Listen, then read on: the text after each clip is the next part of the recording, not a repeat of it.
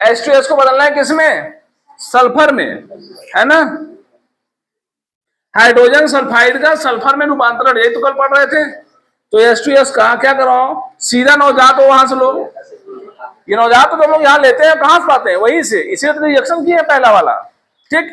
तो ऑक्सीजन ले लिए, नवजात हो वाला।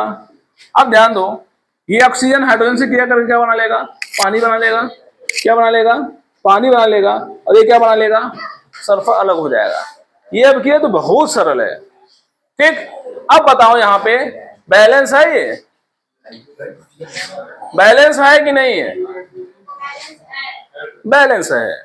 इसमें 2 हाइड्रोजन यहाँ है, 2 हाइड्रोजन यहाँ है, 1 ऑक्सीजन यहाँ, 1 ऑक्सीजन यहाँ है।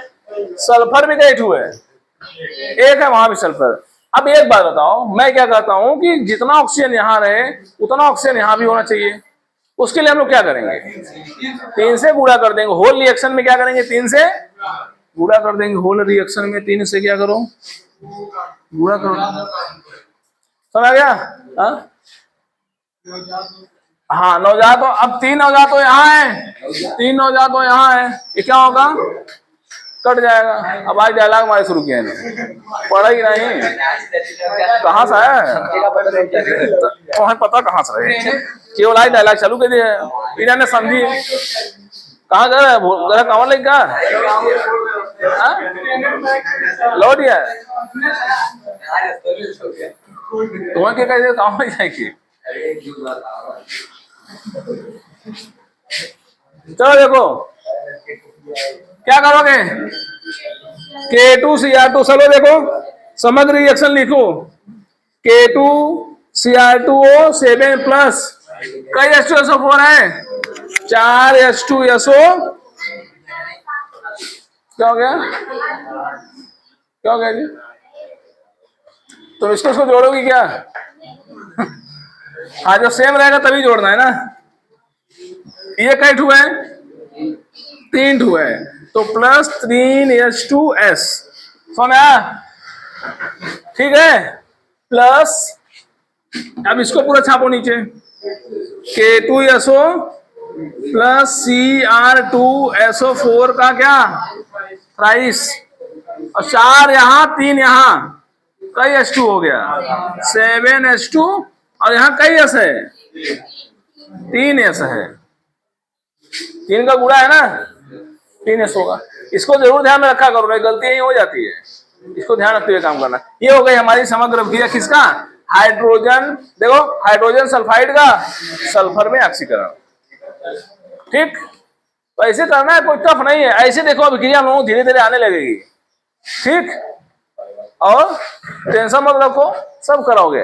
अभी ऑर्गेनिक के मतलब तुम्हें जेबा ध्यान देना पड़ी यहाँ।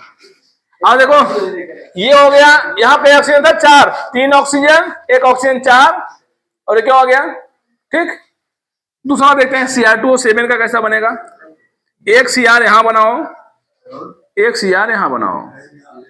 Cr माने क्रोमियम, ठीक है।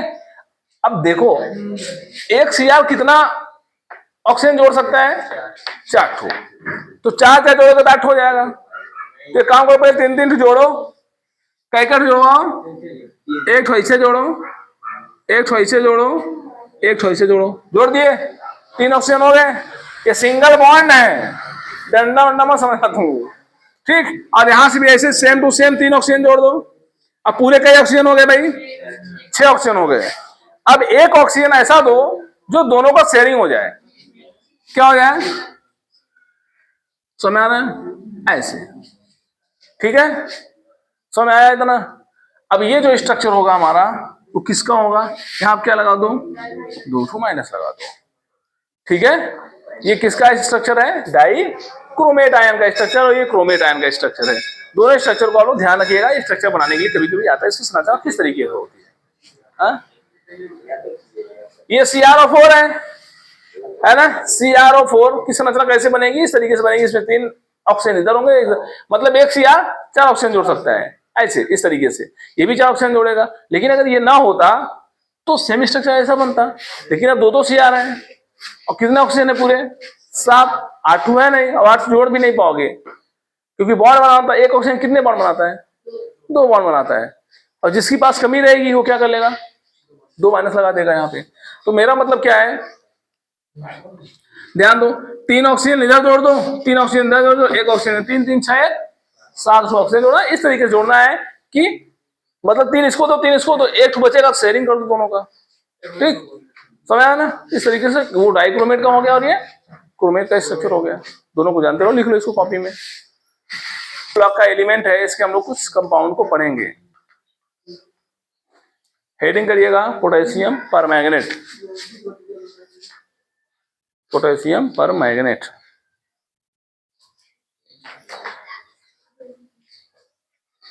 पोटेशियम परमैंगनेट, पोटेशियम परमैंगनेट को लाल दवा भी कहते हैं। क्या कहते हैं? लाल दवा। ठीक है, और ये KMnO4 जो होता है हमारा पोटेशियम परमैंगनेट, आइए इसका फॉर्मेशन समझते हैं किस तरीके से बनेगा। पहले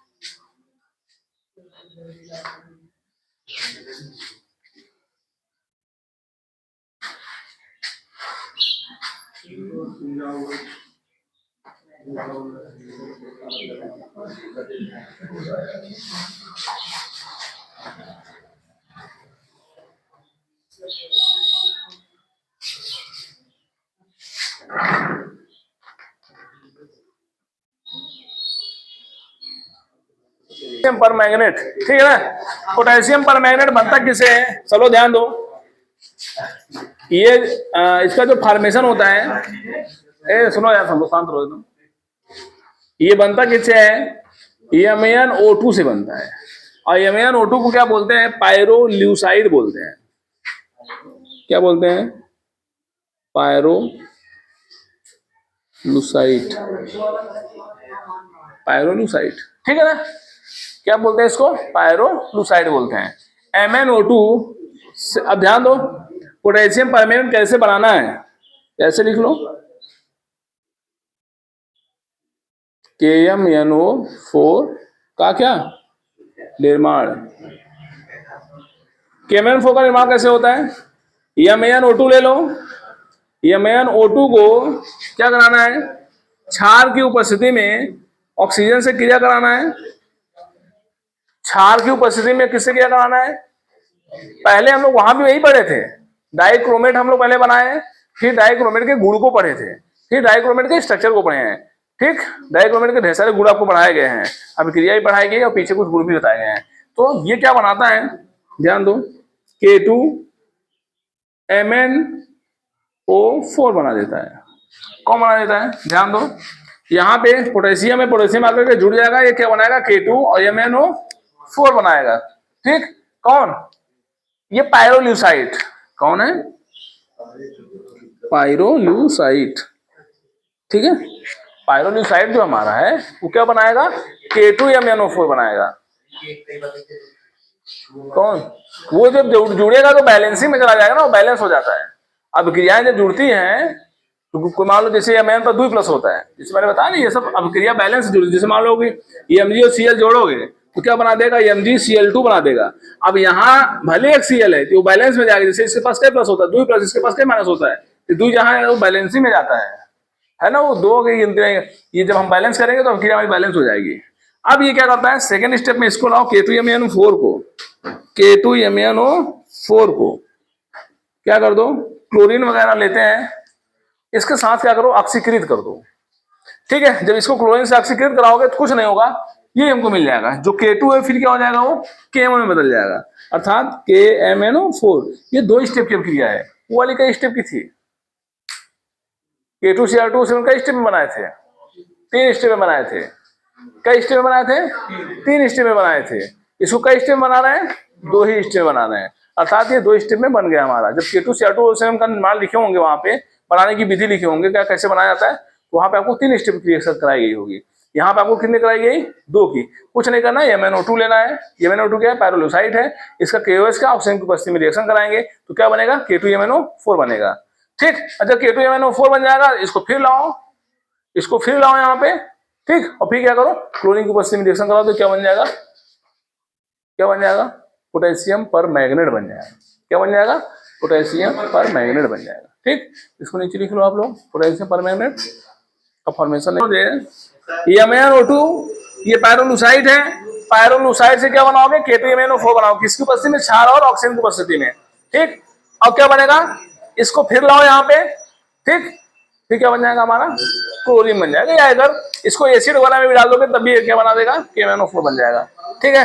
अब आगे हम लोग देखते हैं इसे गुड़, हेडिंग करिएगा गुड़, किसके गुण, किसके गुण, पोटेशियम परमैंगनेट के गुण, है ना। जो टॉपिक जो भी चीज चलेगी वो सब पोटेशियम परमैंगनेट चलेगी। गुण में पहला हेडिंग करिएगा ताप का प्रभाव, ताप का प्रभाव, इफेक्ट ऑफ टेम्परेचर, हेडिंग करिएगा पहला ताप का प्रभाव, इफेक्ट ऑफ टेम्परेचर, ताप का प्रभाव।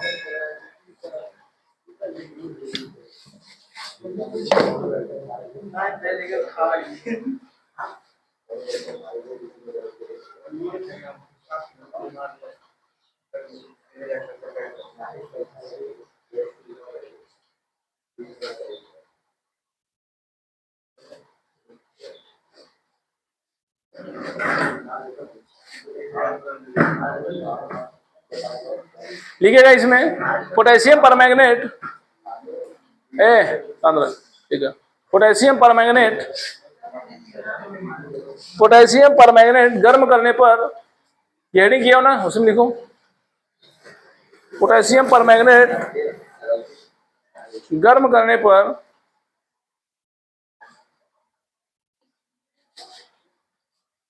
पोटेशियम परमैंगनेट गर्म करने पर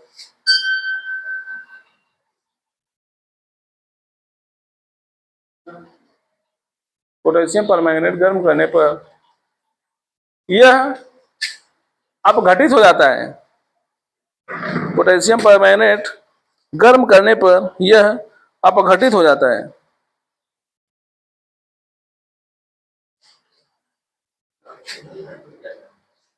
देखो मतलब MnO2 से क्या बना था, MnO4, जब हम इसको गर्म करेंगे, ध्यान देना, MnO2 से KMnO4 बना है। अगर हम इसको गर्म करेंगे, अगर ये इससे बना है मिल मिल करके, इससे ये बना था फिर इससे ये बना है, ध्यान दो भाई, इससे ये बना और फिर इसी से ये बना, तो क्या करोगे, जब इसको गर्म करोगे तो फिर इसी चीज में क्या होगा, ये टूट भी जाता है, समझा ना।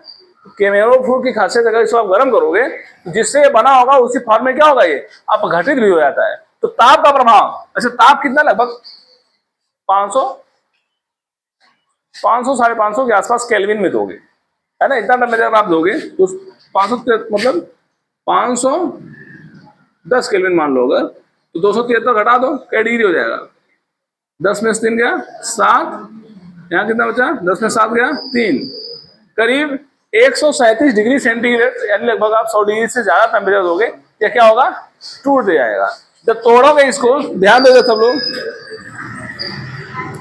KMnO4 समझते, सिंपली समझो, आपसे कहेगा कि जब हम, क्या होता है जब, ऐसे छपा रहेगा, क्या होता है जब पोटेशियम परमैंगनेट को गर्म करते हैं, आगे छापोगे अब अपने से, ए ज्ञानसु, क्या होता है जब पोटेशियम परमैंगनेट को गर्म करते हैं, तो क्या होता है, देखो गर्म करने का साइन ये है ना, ऐसा कभी देखिए रिएक्शन में समझ आना, क्योंकि गर्म जब कोई चीज, जब आग आप जलाते हो तो आग कैसे जलती है, ऐसे से करके ऐसे से जलती है ना आग, ज्वाला कैसे निकलती है, ऐसे निकलती है, आग जलती है, ठीक, तो ये आग जल रहा है ऐसे। KMnO4 जब इसको आप घटित करोगे, ध्यान दो, MnO2 से बना था K2MnO4, फिर K2MnO4 से बना है KMnO4, ये है पोटेशियम परमैंगनेट, ये है पोटेशियम परमैंगनेट। और जब पोटेशियम परमैंगनेट को गरमाओगे, यह इसमें टूटेगा और इसमें टूटेगा, दो ही चीज से बना है ना, तो क्या बनेगा, K2MnO4 प्लस MnO2, और यहाँ ऑक्सीजन गैस भी निकलती है, ये भी ध्यान रखिएगा, टूटा दो चीजों में है और वहां ऑक्सीजन गैस भी रिलीज होती है। समझा क्या बताया, जिससे KMnO4 बना था, फिर गर्म करोगे वो उसी फॉर्म में क्या होगा, अपघटित भी हो जाता है, यानी टूट जाता है। अब बताओ, इसको बैलेंस करना हो कर लो, वहां आप कई के हैं, 2 हुए, यहाँ कितना के लगा दो, 2 के लगा दो, समझा, कई MN हो गया, 2 एम एन, 1 एम एन यहाँ, 1 एम एन यहाँ, काम सही है। कई ठो ऑक्सीजन हो गया, 2 चौके 8, यहाँ कई ऑक्सीजन है, 4 2 6 2 8। और कोई गड़बड़ है क्या? नहीं। समझ आ गया? यह अभिक्रिया। देखो अभिक्रियाओं को करने से ज्यादा सही कंसेप्ट बनाओ दिमाग में। जैसे मैंने आपको बताया कि यहाँ पे आप MnO पायरोलुसाइड से आप KO से क्रिया कराओगे तो क्या फॉर्मेट होगा? K2MnO4 बनेगा। फिर साथ ही साथ K2MnO4 से KMnO4 बना लेंगे। यहाँ पे क्या हमारे पास, जब KMnO4 को गर्म करेंगे तो फिर वह उसी चीज में टूट जाएगा जिससे वह बना था। जैसे हमने KMnO4 को गर्म किया, या K2MnO4 में टूट गया, या रंगीन होता है। और ये MnO2 क्या है? पायरोलुसाइड है। और ये क्या है? ऑक्सीजन गैस निकलती है। ठीक, तो यही होता है। क्या होता है जब पोटेशियम परमैंगनेट को गर्म करते हैं, इसको ध्यान दीजिएगा। ठीक, ऐसे आसानी से आपको लिखना है इसको सिंपली।